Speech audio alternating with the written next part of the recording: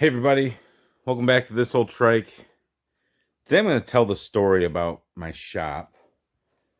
And my shop has been going through a bit of a identity crisis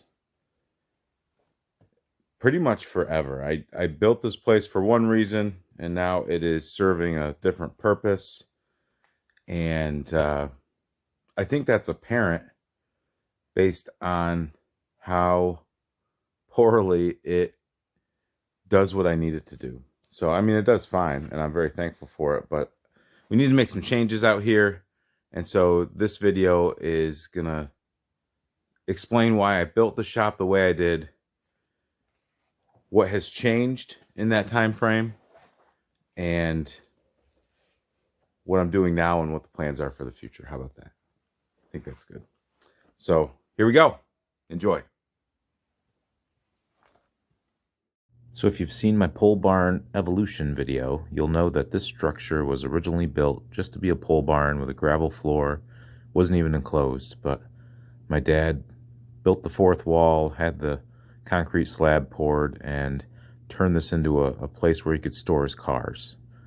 He eventually needed to increase the size as his car collection grew and doubled it to a 32 by 72 foot structure.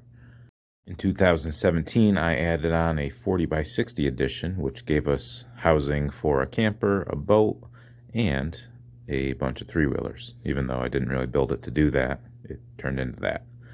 So, backing up a little further to 2015, I didn't have the addition.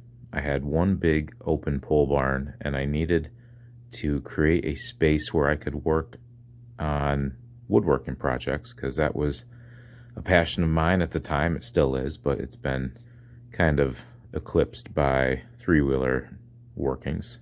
So what happened was my kids and I, who were a lot younger at the time, we worked out in the pole barn and moved things of my father's, made space in what would be this new shop area, which involved cramming everything from one side of the barn into the other. And since we don't have a basement or an attic, there's a lot of stuff out there, or at least there was at this time. So I freed up the space at the back of what would be my shop, and that's where I wanted to start insulating and creating a set of shelves that would house sheet goods and other wood materials that I would use in future projects and stuff that I was tucking away for projects to work on. I opted to use fiberglass insulation in my shop. I know I could have used rigid foam or spray foam or other alternatives, but I decided to do it this way, right or wrong. And it involved me cutting a lot of 2x4 to fit in between the horizontal 2x6s to give myself something to staple the insulation to. I put up vapor barrier and OSB on the walls. And this is when I began to put together the shelves at the back. These shelves are 5 feet deep. There's 3 bays that are 8 foot 3/4 inches wide, so I can slide a full sheet of plywood or whatever I need to in there. My son Bennett was helping me do some electrical work in this particular moment. Again, working on the shelves. As they started to be complete, I filled them up with pieces of plywood and other materials that were currently in other places of the barn. So it was a big exercise in moving materials back and forth until you could find homes for them. So this wall I'm building here is the divider wall between my shop and the other room that now has my Honda sign and a lot of my three-wheelers in it. I was able to reuse cabinets from our kitchen because we had just undergone a home renovation a year or two before this. So these are all the kitchen cabinets that were in the kitchen of my childhood home. So I was getting milk and cereal out of these things from 1984 on, probably before that. But the shop was really starting to come together. It wasn't fully insulated yet, but I was gaining ground on a pretty much daily basis. It took a few months to do all this. The vapor barrier, the plastic up on the wall, really makes a tight envelope and holds the heat in well. Again, this was 2015, probably starting from the fall and on into the winter months. That's the other room that, as this one gets cleaner, that other room was getting dirtier as I was trying to find homes and make spaces for things. So that's my little workbench between the cabinets. This is the last wall that needed to be insulated, so I was slowly working my way around the room, making little fiberglass squares and sticking them into little holes in the wall that I was making. But it's on this wall that I'm going to build another workbench and chop saw station, so you'll see that come into play in just a minute.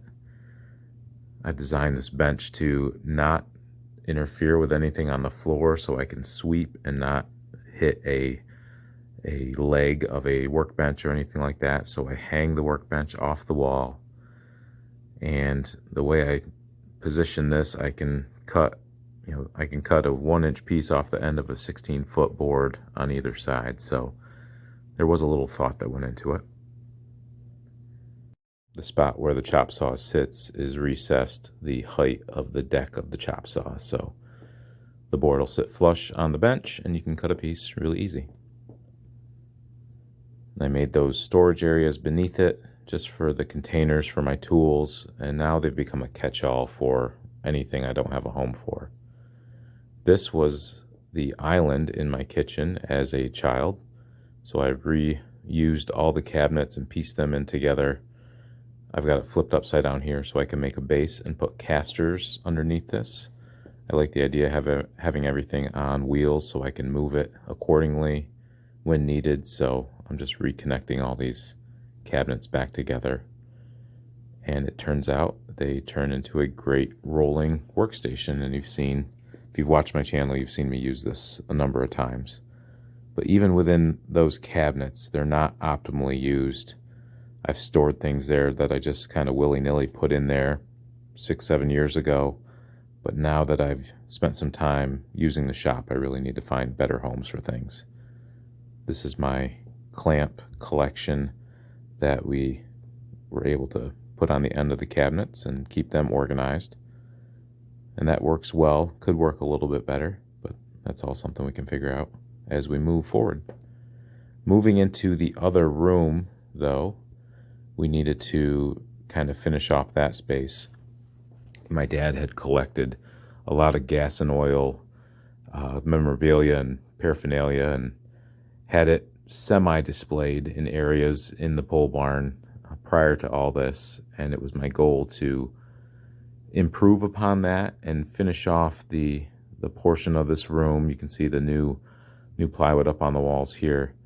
I wanted to make shelves to display what he had collected and kind of make an area to pay honor to him, because during all this process is when he became very sick and he passed away. So miss my dad a lot, and it was important to me to make this area a place where I can remember him and the things that he cared about and he was passionate about. So as I work my way around the room, I get to the electrical panel, and I noticed what he had done was take the original steering wheel out of our 57 Plymouth and some headers off of, I think, our 34 Ford. And he kind of made this cute little wing looking thing above the electrical panel. So I said, all right, Dad, I see what you're doing there. I'm going to keep with that, but I got to do it a little bit differently after I put this plywood up. So there's the electrical panel. I'm running new wires, rerouting old wires, and making things organized. The plywood continues across the back wall, and you can see the old round screen TV from my grandparents' house, their old record player. This place is really a museum of all things Fraser, I guess. So I finished the plywood. Now to put some flair and some shelves up on the wall. This whole time I'm trying to be respectful of what I'm moving. I want to keep things as original as I can, but I want to also make it better. And these brackets are what I was making for the shelves. I wanted to mount them in a way that you couldn't see how I did it. So I used those angle brackets. I routed out a groove behind the brackets, the wooden brackets, to allow me to mount them to the wall, and I really liked how they turned out. I think I got this idea from another YouTuber that I've followed ever since, and his name is Frank Howarth. He does a lot of cool woodworking projects. So if you are into that, give him a follow, because he's pretty cool. Does a lot of neat voiceover videos like this one, only better. So these are the shelves that I was putting up, and they're just simple, just rough cut pine on those brackets that go the whole wall. And you will see these shelves start to fill up with things that had been collected. A lot of these Gulf gas items were originally used in my grandfather's gas station. He ran a Gulf gas station back in the 40s, and a lot of this stuff came out of his basement. After he stopped running the gas station, he just kind of tucked it all away, and my dad brought it back out into the daylight, and now I've got it displayed. So pretty happy to be the caretaker of all these things. And those are trophies that we won at many car shows that I went to as a kid. That's how I spent a lot of weekends. My wife did the arranging of all these items to make them look as visually pleasing as possible. She's amazing when it comes to those sorts of things. So I was happy to give her the reins on this. And I realized I needed one extra shelf below that lower shelf on the left to house all the mugs that came from all the various car shows that my parents went to over the years, and you can see them there. You can also see the hood from the 57 Plymouth and the steering wheel I mentioned and those headers. To mount that, I put these brackets on the back. Had a guy from work help me. Thank you, Smokey, for drilling and tapping those holes into that hood. We were able to, I guess we drilled the hinge and reused the mounting points on the hood. But that allowed us to hang the hood on the wall, and it hinges up to give me access to the electrical panel. And above the hood, I was able to use some screws and wire to put the steering wheel back there with the headers to create that sort of wing look. And I was pretty pleased with that. My mom had given my dad this neon Mopar sign. You can't really see it in this picture, but maybe the next. So I mounted that above it, and an old beer sign that my uncle had and made this kind of a man cave type of area. And to, again, pay respects to my father, whose name was John, I had a co-worker named Bob put together this vinyl,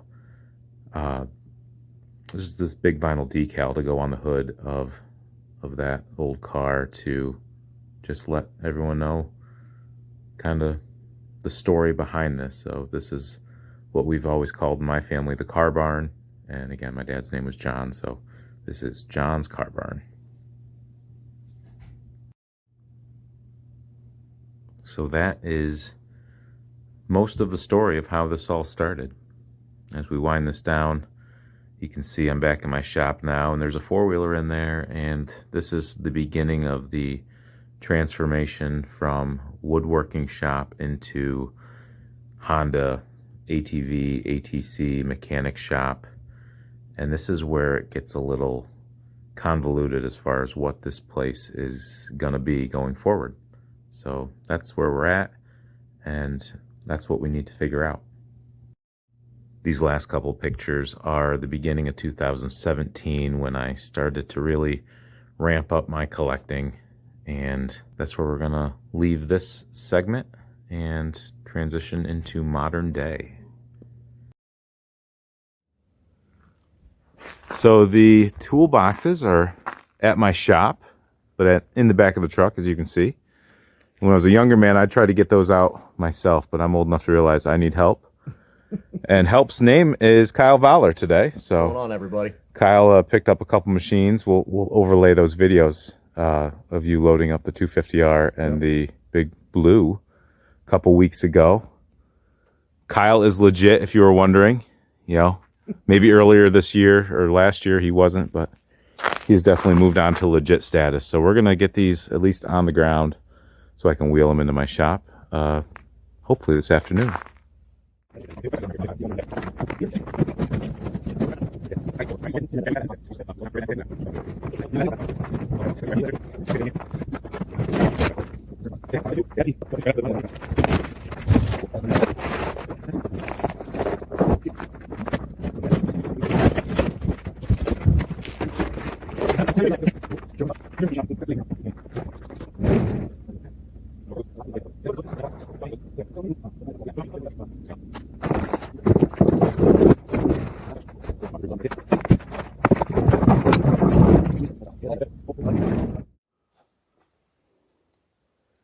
Did you cut the straps, honey?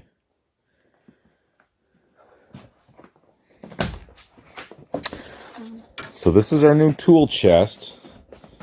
I'll say right now, this is not a paid endorsement. I did not receive anything I'm about to talk about in this video for free. So they had an online sale for this, so it was $100 off. Husky 52-inch, 15-drawer, heavy-duty tool chest and cabinet combo. So I got this from the Home Depot. All right, easy, honey. Of course, we only have a small amount of room.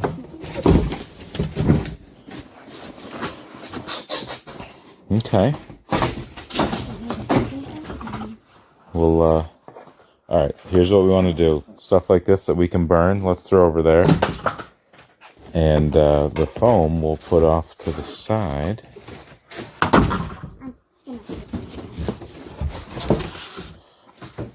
All right, what happens if you grab right here? Can you get this straight? Oh, yeah, look at that. Oh, wow. Oh, wow. Buckle. Beanstalk.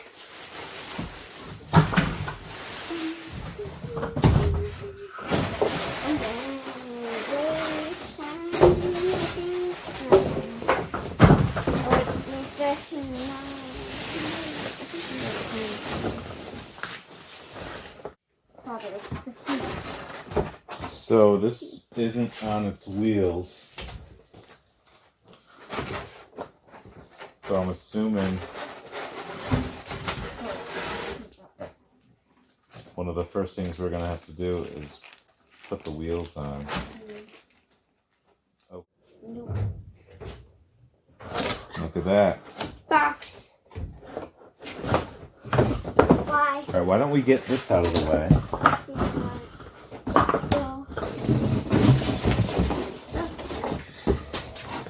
Yeah. Oh, it's heavy. I think it's of course. It's completely. It's not.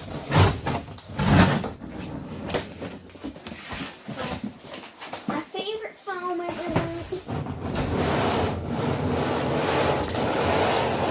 Oh.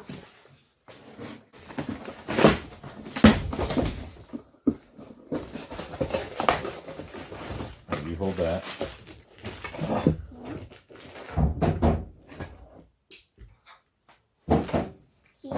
Okay, so two of these don't pivot. What are pivot? Two pivot and lock. Look, they got fancy rims like our 86 250SX. Yeah. Yeah. That's why I bought this. Told me. Only those. And Okay. So that end gets a handle on it.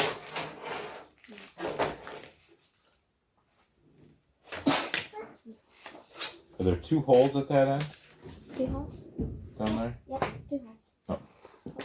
No, on the end here. Oh. Yeah, they're like multiple. They're four each. So it looks like we got to decide. All right, we got to make a decision. Oh, deciding sometime. Where do we want to put this? Let's include everybody with our decision. Yes. We shall. So,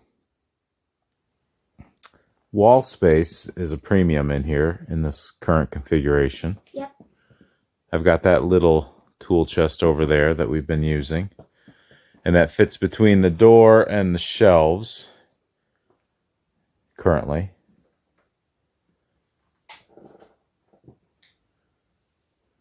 I don't have enough wall space to put this, but I may down the road. So do I just leave it out? Maybe that's what I do. And if I just leave it out, I guess it doesn't really matter which end has the fixed casters and which has the swivel casters. We have to think about this off camera.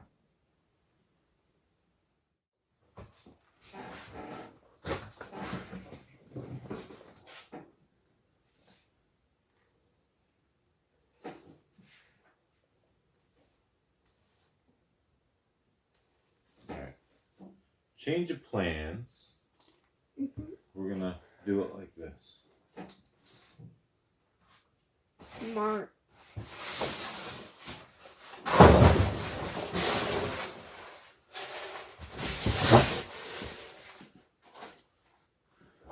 So the swivels go on this side.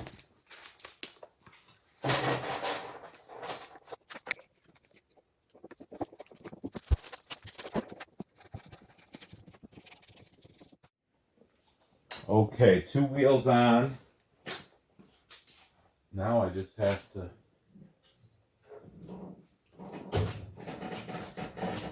tilt this way.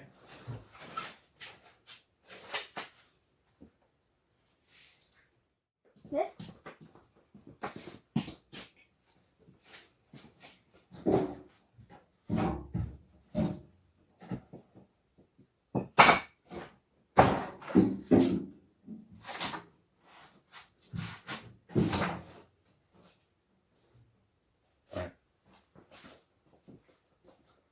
There's another one just like that. It's okay.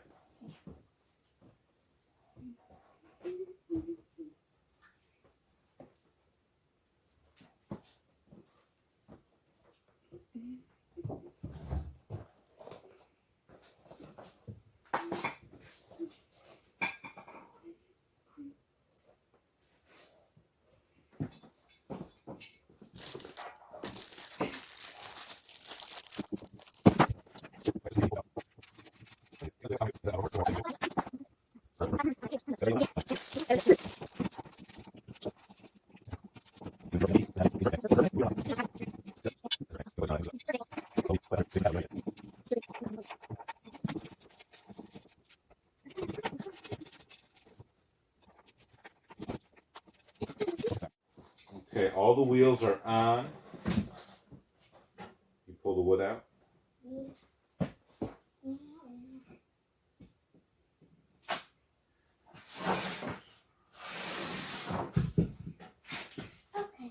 Okay, now it should be able to roll off. Yeah, where's the blocker? Styrofoam. Yeah. It's always important to give yourself enough room to work. Yeah. And if you can't, just do what you can. Yeah.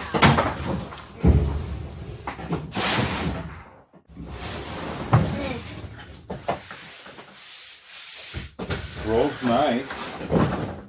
Woo! That's the tension of it, I think. Of wheels, right? Totally don't know the topic. Stab. These are good stabbing pieces. So,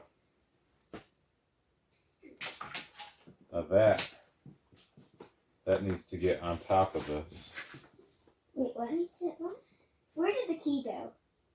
Over here. Why don't you stop the video and then we'll read the instructions now. Bye-bye, people. So, that's all we can do tonight. It's bedtime. And as tough as I think I am, I don't think it's smart for me to attempt that. Because it's a good chance that kicks right out and then I have a mess. So it's going to be really cool when it's together. But that's going to be another day. Another day. Say goodnight, Palin. Good night, Palin. Approximately 10 hours later. I had to recruit some help on this one. It's important to know your limits. Real muscle.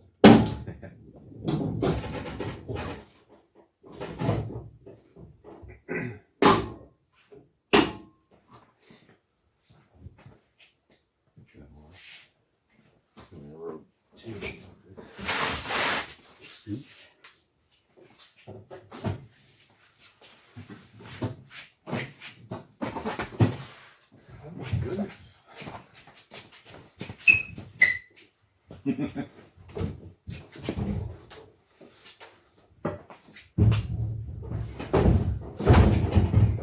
I can go. That wasn't light, huh? No.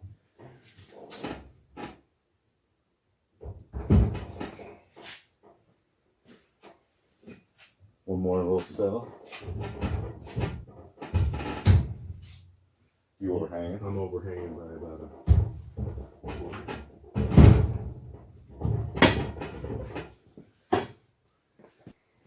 Tall, huh? I do feel that in my shoulder. I'm surprised. That's empty? Yeah. It's completely empty.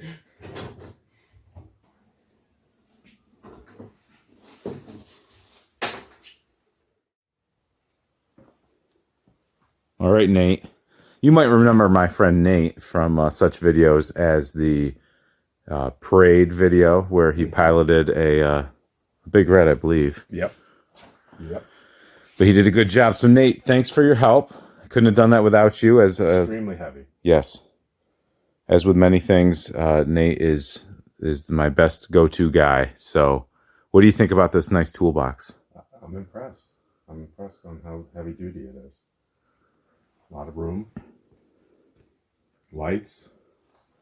Privacy drawer with separate key. So you keep your super special things in here. All your three-wheeler cash. Secret stuff. So I think there's 3 different keys on this bad boy. What do we got down here? So you put your 30-pack. Helmet drawer. It could be a helmet drawer. We're going to try to figure out how to use this as wisely as possible. I'm going from that guy over in the corner, which is half the width of this, and probably half the depth and half the everything. But that'll be for another video, Nate, how we organize this. You should come over and play more. This was fun. We should do this every morning. All right. Over and out. Okay. There we have it. The new shop tool chest. Thing's big. I can't wait to tear into it and figure out the best way to use it. It's definitely something I've wanted for a long time, and it's a big purchase, you know. You don't always just go out and get one of these things, so I'm pleased. There were bigger ones, and there were smaller ones, and it was like Goldilocks. This one's too big, this one's too small, this one's just right, and I think it is. Now that I see it in the space, it is, and it's tall. So I don't think I'll need a stool for it, but that being said, thank you so much for watching. I appreciate you guys joining me today. Don't forget to like and subscribe, because we've got another few videos showing how we organize this mess. I intentionally made my shop horrendously dirty, so I'd have great content to share with you guys. I wouldn't normally do this. I don't live like this. So this was all just a ruse to give me something to do. Like I don't have enough to do. Just like all you guys. So make sure you like, subscribe. You don't want to miss any of that. And that's all. I won't keep you. Have a great night. We'll catch you later.